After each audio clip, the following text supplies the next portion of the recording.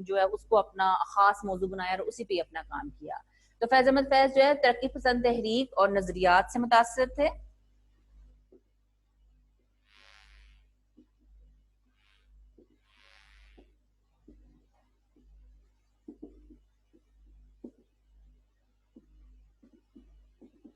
तरक्की पसंद तहरीक और नजरियात से मुतासिर थे। इनका पहला मजमुआ जो कौन सा था, नक्श फरियादी, पहला मजमुआ।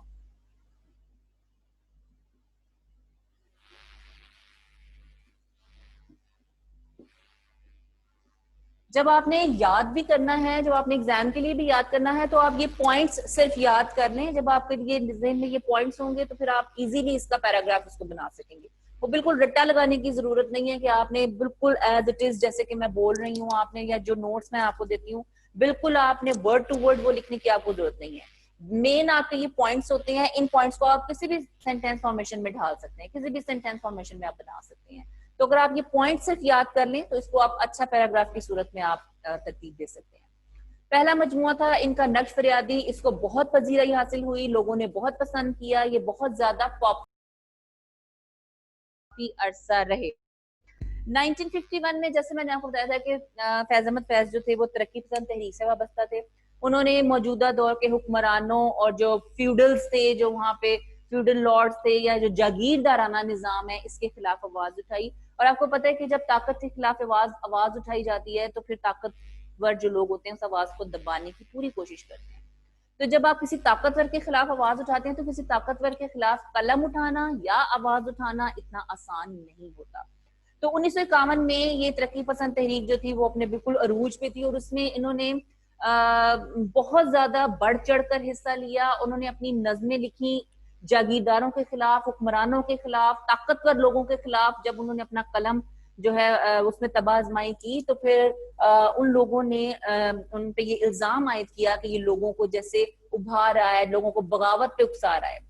क्योंकि मार्शल का दौर था, ठीक है, मार्शल के दौर में पहले भी तकरीबन 3 दफा हमारे यहाँ मार्शल का दौर रहा है, डिक्टेटरशिप भी रही है, लेकिन उसके बावजूद इन्होंने जो लिखी है वो जागीरदाराना निजाम, जहाँ पे आपको पता है अगर आप सिंध के अंदर जाएं, सिंध अंदरून सिंध के अंदर जाएं, तो वहां पे अभी भी मालिक और नौकर वाला रिश्ता, यानी कि जागीरदारान जो होते हैं ना, वो एक किस्म के खुदा ना खुदा बन के बैठे हुए हैं लोगों के, वो लोगों की किस्मतों के फैसले करते हैं।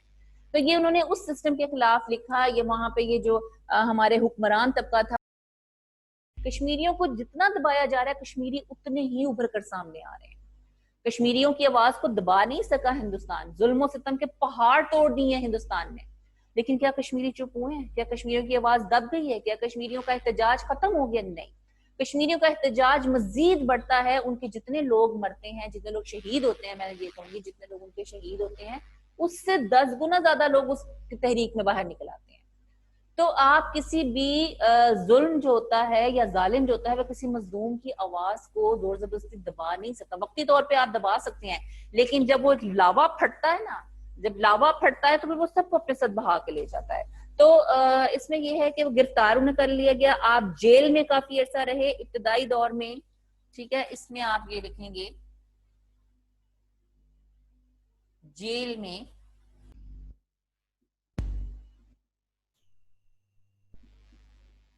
2 अदवार हैं। ये बहुत इंपॉर्टेंट आपका पॉइंट है। फैज अहमद फैज की शायरी के 2 अदवार हैं। पहला दौर उनका कौन सा था?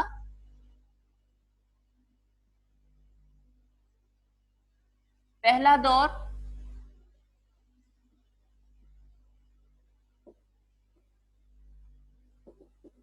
हुस्नो इश्क, दूसरा दौर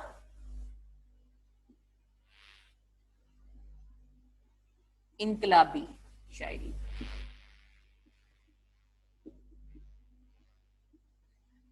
ठीक है जी, पहले दौर में उनका हुस्नो इश्क का दौर था। जैसे कि आम तौर पे शोरा का एक रुझान होता है, पोइट्री का एक आम तौर पे भी ये तस्वर किया जाता है कि शायरी है तो इसमें मोहब्बत की बातें ही होंगी, शायरी है तो इसमें महबूब के हुस्न की बातें होंगी, इश्क की बातें होंगी। एक आम तस्वर शायरी के बारे में ये है। और शुरू का दौर फैज अहमद फैज का भी और उन्होंने अपनी पोइट्री को एकदम उसका रुख चेंज करके उनकी इनकलाबी शायरी होगी, लोगों को अवेयरनेस देने वाली। जिस तरह के अल्लामा इकबाल की शायरी में हमें, अल्लामा इकबाल की तो है बहुत डेप्थ है, इनकी भी बहुत जबरदस्त इनका भी कलाम है जिसमें उन्होंने मुसलमानों को ख्वाब गफलत से जगाने के लिए या जुल्म सितम के खिलाफ आवाज उठाने के लिए उन्होंने अपनी शायरी को इस्तेमाल किया। ठीक है, ये मैं आपको पढ़ के बताती हूँ। इब्तदाई दौर में फैज हुस्न इश्क से मुतासर नजर आते हैं और मोहब्बत की कैफियत और तजर्बात को हकीकी रंग में पेश करते हैं, जबकि फैज की शायरी का दूसरा रुख इनकी इंसान दोस्ती, गुर्बत और अफलास और भूख और जुल्म की वो तस्वीर हैं जिन्हें फैज की शायरी में मरकजी हैसियत हासिल है। ठीक है, पहले में क्या है, हुस्न इश्क से मुतासिर है, मोहब्बत की कैफियत और तजर्बात नजर आते हैं। दूसरे में क्या है, इंसान दोस्ती, गुर्बत और अफलास, भूख, जुल्म। ठीक है, दूसरे दौर में इनके नजर आता है गुर्बत, अफलास, जुल्म सितम, भूख। ठीक है, इंसान दोस्ती।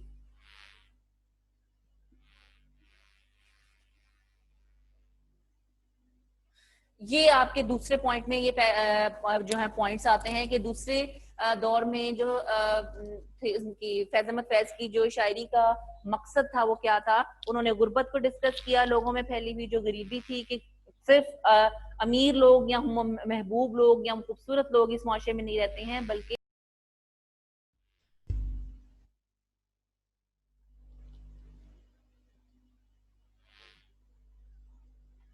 तबकाती तजाद और माशरती जवाल। तबकाती तजाद और माशरती, तबकाती तजाद होता है कि जो आपका स्टेटस, जो आपका डिफरेंस होता है तबकाती, यानी कि ये अमीर है, ये गरीब है, ये अमीर के लिए है, ये गरीब के लिए है।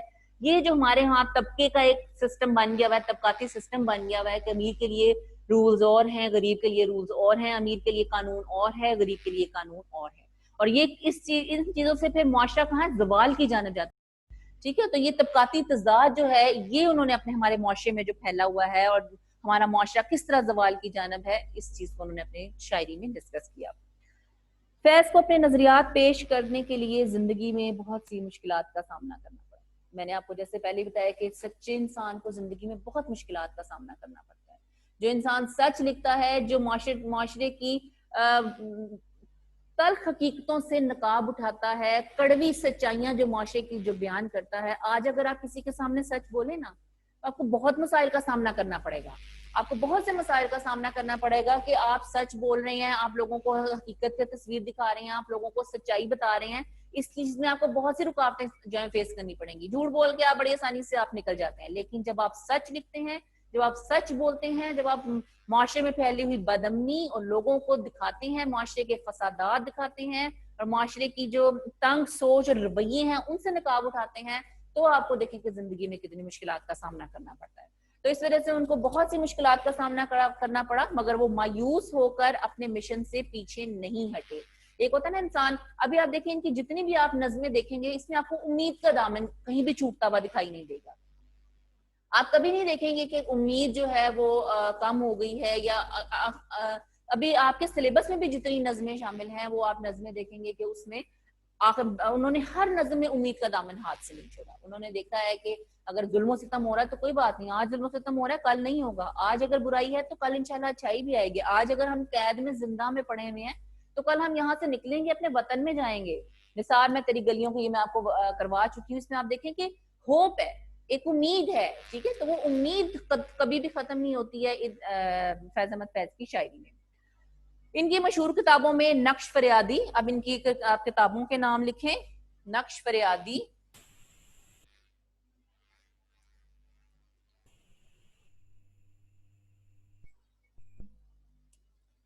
नक्श फरियादी,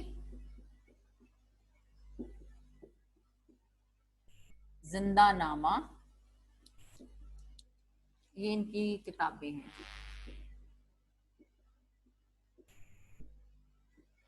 नक्श फरियादी, जिंदा नामा और दस्ते सबा, दस्ते तहसंग, ये आपने किताबों के नाम जरूर लिखने हैं।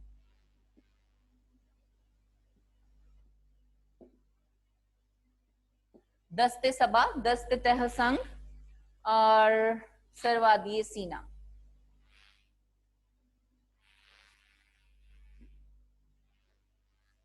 ये जी इनकी किताबों के नाम हैं,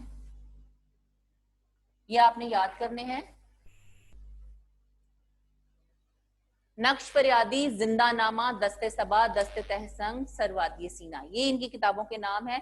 और हमारे जो निसाब में इनकी शामिल नज़में हैं, इनमें इनका फन जो है वो अरूज पर नजर आता है। तो ये फैज अहमद फैज का आज इंट्रोडक्शन था। ये मैंने पॉइंट्स आपको लिख दिए, इन्हीं पॉइंट्स को आपने तरतीब में लाते हुए एक पैराग्राफ लिखना है। वर्कशीट आपको मैंने सेंड कर दी है और आप मुझे लिख के, अगर आपको इससे रिलेटेड कोई भी क्वेश्चन करना है तो आप मुझसे कर सकते हैं। मैं भी आपके पास ही मौजूद हूँ। अपना ख्याल रखिएगा। अल्लाह हाफिज।